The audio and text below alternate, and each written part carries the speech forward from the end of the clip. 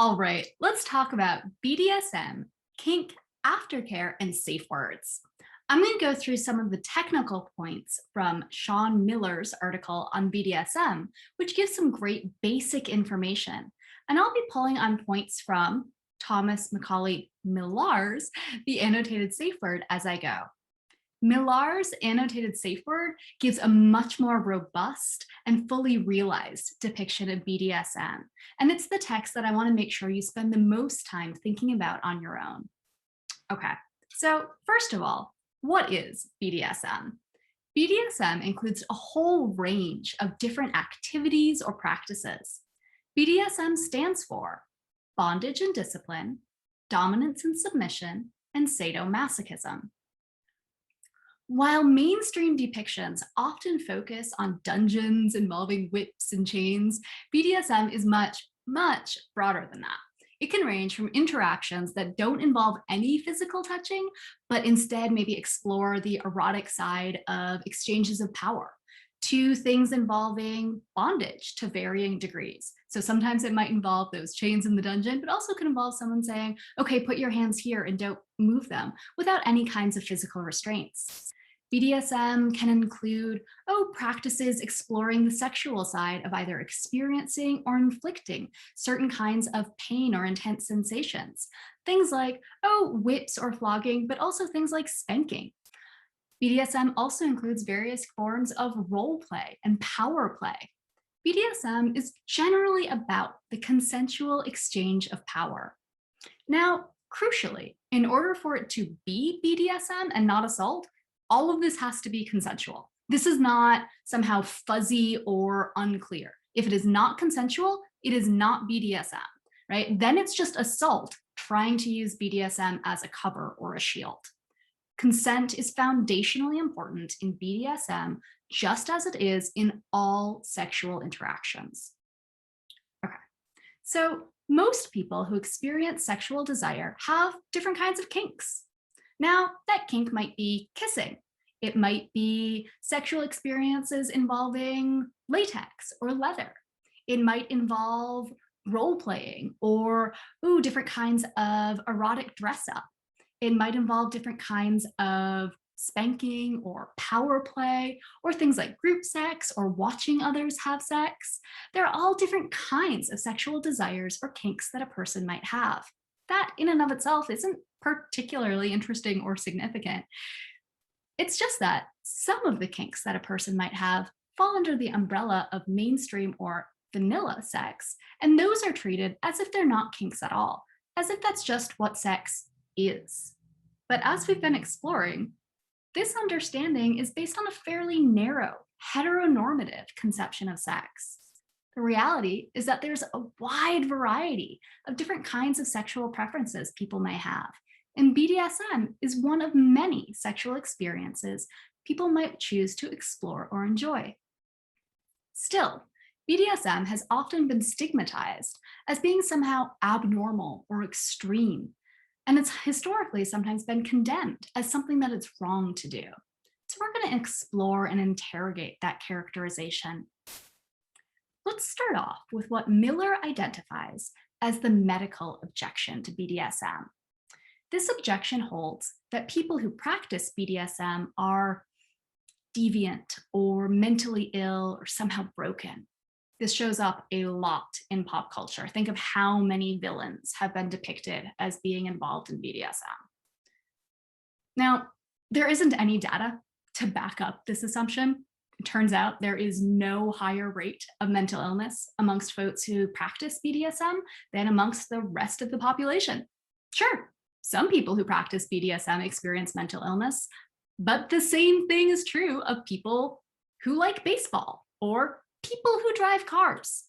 That is because we're talking about people, and in any sufficiently large group of people, there will be a percentage of people who experience mental illness. There is no data showing that there's a higher rate of mental illness amongst folks who practice BDSM than amongst other people, nor is there data indicating that the reason people practice BDSM is because of mental illness. The medical objection is just not factually grounded. And in fact, this objection is both logically flawed, and really quite ableist, and let's go with worrisome.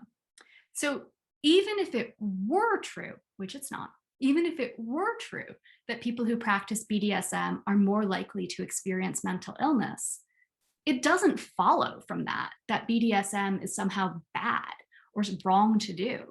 That would be like saying that people who are sick are more likely to go to the doctor, and therefore going to the doctor is morally bad and shouldn't be done. The normative conclusion doesn't follow from the descriptive claim. Instead, it seems like what's really happening with this objection is that people are starting off from the assumption that BDSM is morally bad, and then are using the claim that those who practice it are mentally ill as a way to justify that assumption. But you can only use a connection to mental illness that way if you believe that the people who experience mental illness are themselves bad and worthy of condemnation. So what this objection is really doing is reinforcing social stigma against mental illness and neurodiversity. It's a move that we should be pretty wary of. Okay, so the medical objection is just factually unfounded, and it doesn't hold up logically. But it taps into this widespread social trope that characterizes BDSM as particularly extreme or somehow this really atypical activity because of how it might involve pain or other intense physical sensations. First, though, remember that not all BDSM involves pain play. Some BDSM explores the S&M side of things and can include activities like spanking or flogging, as well as much more intense physical sensations. But some BDSM doesn't involve any physical touch at all and is focused much more on the dominance and submission side, or perhaps on exploring a specific kind of kink or fantasy that might have nothing to do with pain. But even within BDSM that does involve pain or intense experiences of related sensations, it's not clear that these sensations make BDSM particularly atypical or worthy of that social condemnation. We do lots of things that involve those kinds of physical sensations, and in other contexts, we recognize how those activities can be worthwhile or valuable for those who choose to do them. So let's see here. Think about the experience of hiking or climbing a mountain. You're hiking up the mountain, you're doing this intense physical thing, and at some point your muscles start burning. You could stop at any minute. Nobody is forcing you to do this, but you want to keep going, right? There's something about the exertion, about pushing yourself that just feels really satisfying. And then you get to the top of the mountain and you feel fucking amazing. There is this huge endorphin rush. You did it. It is awesome. This activity involves pain, right? Your calves still hurt even at the top of that mountain, but it feels amazing. You even know that you're going to feel this hike in your muscles tomorrow. So when you get home, you need to be careful to make sure you stretch and take a bath, attend to your embodied needs. But that's not a sign of anything bad. That's just what happens after a big hike. So notice the parallel to aftercare here. So it's not just that you risk feeling some amount of physical pain while hiking. The pain and the exertion are actually part of what it makes it feel so rewarding, right? Climbing a mountain feels different from taking a gentle walk around the block. You might choose one experience at a different time and the other experience at another time, or perhaps you might only prefer one or the other, or neither. While hiking isn't for everyone, there's a lot of reason why people seek it out. Many people seek it out, in fact.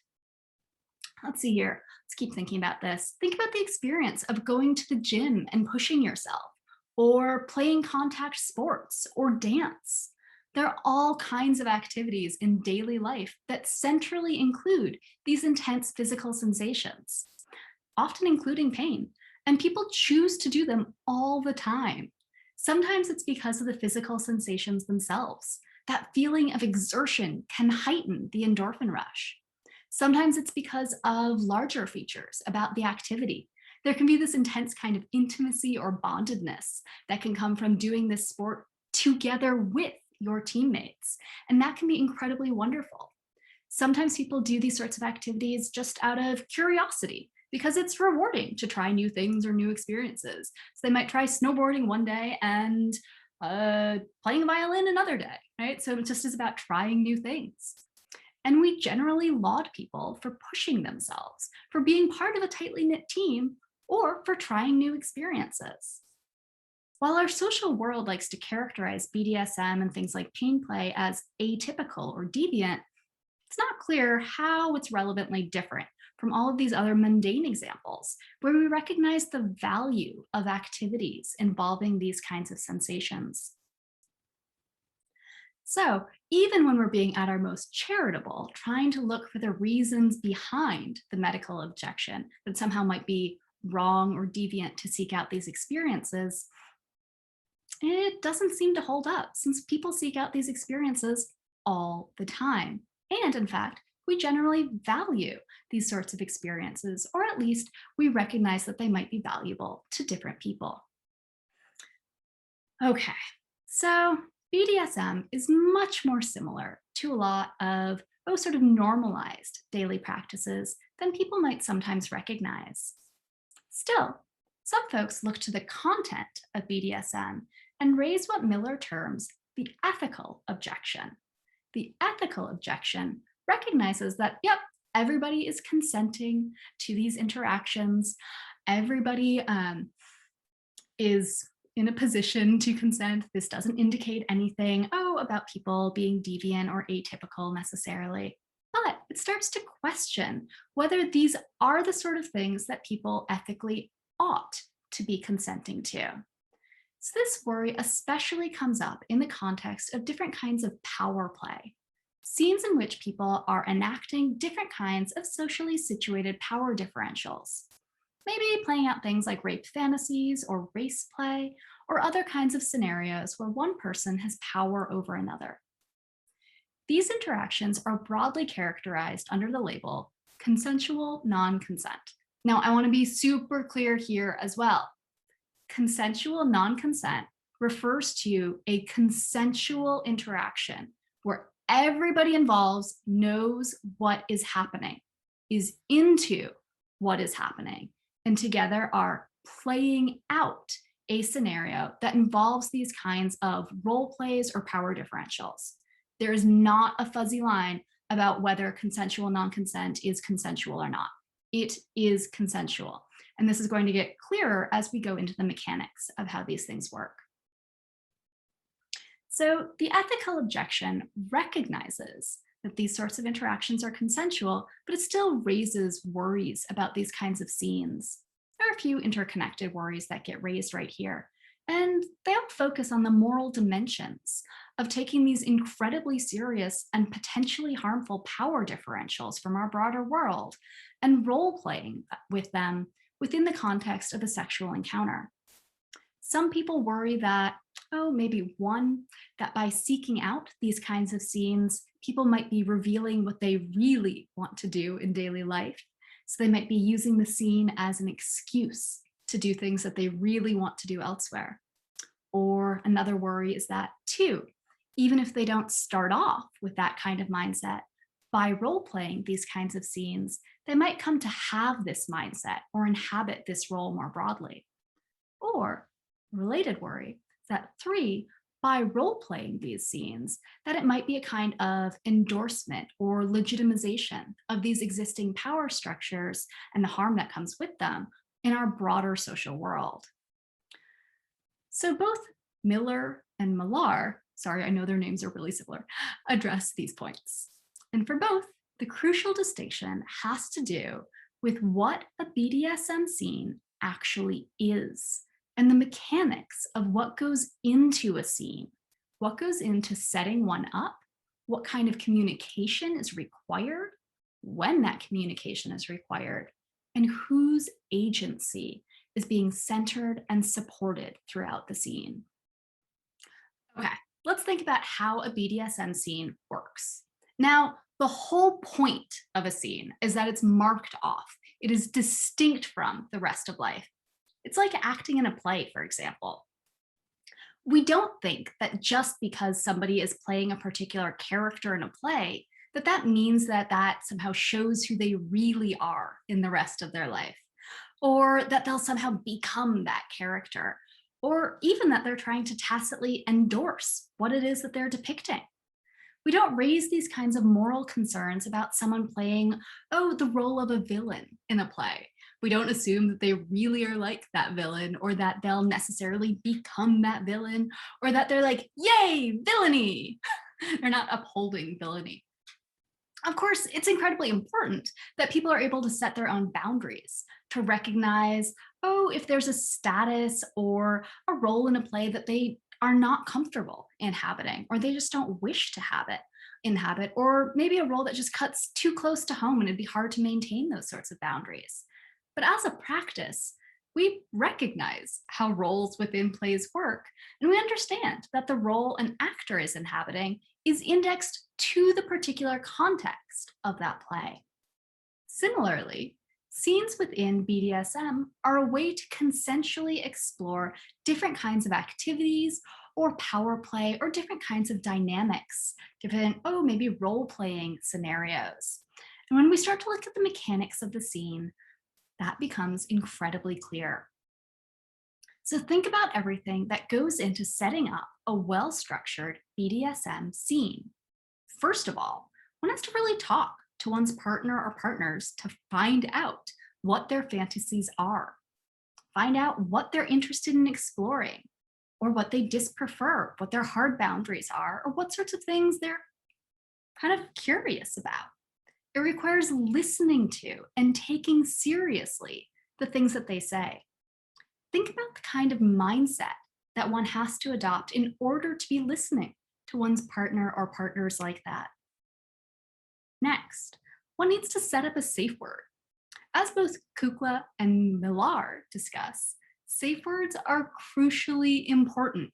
They're a tool to help scaffold sexual agency in all sexual encounters, not just BDSM. Safe words give a way to clearly and neatly exit a sexual encounter. Whether people are using a random word, the stoplight system, or maybe the tap method, there must always be a way to concisely and unambiguously communicate within the scene, and crucially, to end the scene.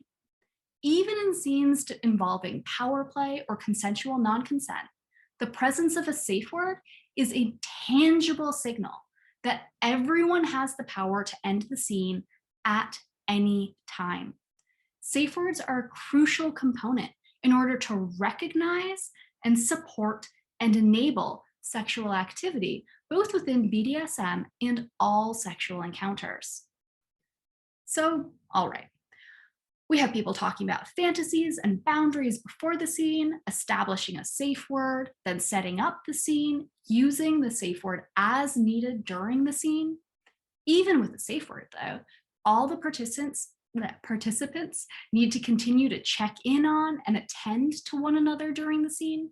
If folks are using the stoplight system, that can allow for quick and clear check-ins. We're saying green means everything's going great, let's keep going. Saying yellow means we're approaching my limit or pay particular attention to how I'm doing right now. Or red means stop. There needs to be some way to do these sorts of check-ins. And there needs to be some way to make sure that folks are, again, attending in an ongoing and conscientious way to all of the participants throughout the scene. So then after the scene ends, it's time for what's called aftercare. This involves a few different components. First, attending to everyone's physical needs.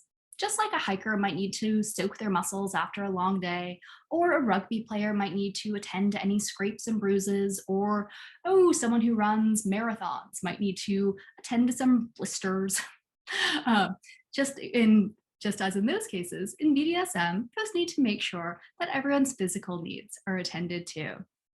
Next is attending to everyone's emotional needs. It's really common to experience an endorphin drop after an intense experience. So let's see here. Think about the day after finals, or right after you get back from a really fun trip. There can often be this sort of emotional drop that might feel you leaving kind of weird or empty. And so after an intense scene, people might be feeling, particularly emotionally vulnerable as those endorphins drop down. Some people find physical comfort here especially important, whether with a fluffy blanket or stuffed animal or snuggling with their sweetie. Or some people might disprefer being touched right in that moment because they just felt a lot of physical sensations and now they're kind of touched out for a bit. But whatever it is, it's important to make sure that everyone's emotional needs are attended to. This is part of why aftercare is so essential. And the final component of aftercare involves talking to one another about how the scene went. So when everyone's ready, it's important to talk through what went great, what worked, but maybe we should tweak it just a little bit for next time, or what was fun to try, but like, not actually my jam. Like, okay, but maybe not again. Or maybe identifying if something was amazing, but intense. So let's keep that as just an every now and then kind of thing. It's important to talk through whether there were any moments but that, oh, maybe they deeply enjoyed, but just so you know, we're right up against my limit. So don't go beyond that next time. Or if there were moments when maybe they felt particularly vulnerable and so they would have preferred, oh, more tangible reminders that their partner was really carefully paying attention to how they were doing and monitoring their well-being in those moments. And if there were any violations of a person's boundaries, then that needs its own serious discussion. Okay, so there's a lot that goes into setting up and enacting a scene. There needs to be clear communication before, during, and after. It requires attending to all the participants' needs and well-being. And that means listening to one another. It means recognizing that other people's preferences or interests or sensations matter, not just your own. Now, going back to the ethical objection about whether these sorts of entrenched power differentials that are played out within the scene are going to carry over outside of the scene, let's start to think about what sort of mindset is necessitated by all of this communication and attentiveness. Think about the stance one has to take towards the others in the scene, the ways in which one has to recognize how their well-being matters as much as your own, that regardless of the particulars of power enacted within the scene, that everyone always fundamentally retains the power to end a scene at any time. Right? Those things can't fall away from one's mind. They are center to the process of engaging in BDSM. Think about the kinds of vulnerability and trust entailed by all of these dynamics and interactions. And think about how everyone's agency is recognized and supported by this process. None of this actually fosters a dehumanized or oppressive view of one's sexual partner or partners. It's actually rather the opposite. And in fact, if we start thinking about, the traditional understandings of sex, and especially if we think back to the commodity model of sex in which women are viewed as not having sexual interests or desires and as just being gatekeepers, whereas men are sort of these animalistic, sex-seeking creatures, sure seems like the BDSM model, supports everyone's sexual agency. Right? It doesn't center just one person, especially it doesn't center just one gender over others. Now, of course, things can and do go wrong within BDSM and kink contexts, just as they can and do go wrong within all sexual contexts. We live in a world where sexual assault and sexual violations absolutely occur. But this is a feature of our non-ideal social world. When it occurs within BDSM, it doesn't happen because it was an instance of kink or BDSM. If someone uses the trappings of BDSM to assault someone, they've assaulted them. It was not BDSM gone wrong. That phrase makes me want to scream whenever I hear it on the news or in television. If someone ignores their partner's safe word, that's not a murky gray area. That's sexual assault. If someone pressures their partner into doing a scene that that person's not actually comfortable with, that is a sexual violation by that asshole partner. And here is where I note that 50 Shades of Grey is a terrible and toxic depiction of BDSM. 50 Shades of Grey is fucking the worst. Okay. BDSM itself prioritizes and centers respect and communication in a way that vanilla or mainstream sex often doesn't.